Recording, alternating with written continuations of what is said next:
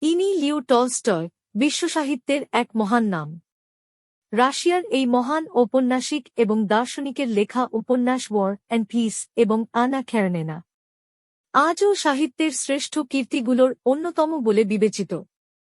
বাস্তববাদী সাহিত্যের একজন অগ্রগণ্য পথিকৃৎ হিসেবে তার অবদান অপরিসীম। তবে শুধু সাহিত্যিক প্রতিভার জন্যই নয়, টলস্টয় স্মরণীয় তার জীবনের দর্শন এবং মানবতার প্রতি অগাধ ভালোবাসার জন্য। ধনসম্পদ, আরামায়েশের জীবন, সবকিছু তিনি ত্যাগ করেছিলেন। তার বিশ্বাস ছিল, গৃহহীনদের জন্য আশ্রয় এবং ক্ষুধার্তদের জন্য খাবার নিশ্চিত করাই মানবতার প্রকৃত সেবা। তার জীবন ছিল এক জীবন্ত উদাহরণ যে, প্রকৃত সুখ খুঁজে পাওয়া যায় ত্যাগের মধ্য দিয়ে। লিও টলস্টয় 1828 সালের 9 সেপ্টেম্বর রাশিয়ার এক সম্ভ্রান্ত পরিবারে জন্মগ্রহণ করেন। কিন্তু বিলাসী জীবন তাকে কখনো টানেনি। বরং জীবনের গভীর অর্থ খুঁজে পাওয়ার তাগিদে তিনি আত্মনিবেদন করেছিলেন সাহিত্য, দর্শন এবং মানুষের কল্যাণে। 1910 সালের 20 নভেম্বর তিনি পরলোক গমন করেন। কিন্তু তার রচনা এবং আদর্শ আজও মানুষের মনে অমর হয়ে আছে।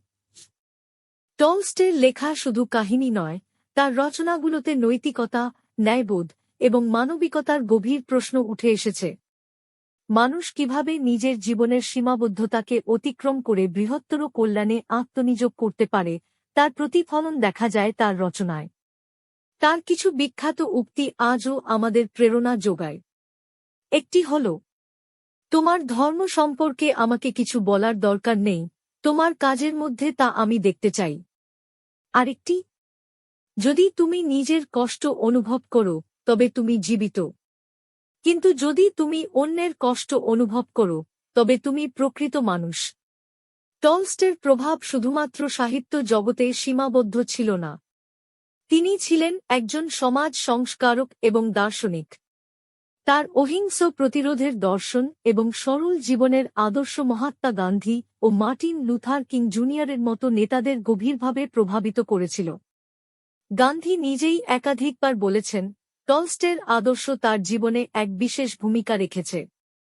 টলস্টয়ের জীবন ও কাজ আমাদের শেখায় যে মানবতার জন্য নিজের জীবনকে উৎসর্গ করা কতটা মহৎ। তিনি দেখিয়েছেন, জীবনের প্রকৃত সার্থকতা পাওয়া যায় অন্যের জন্য কিছু করার মাধ্যমে। টলস্টয় শুধু একজন সাহিত্যিক নন, তিনি মানবতার একজন পথ প্রদর্শক। ভিডিওটি ভালো লাগলে লাইক, কমেন্ট ও শেয়ার করবেন।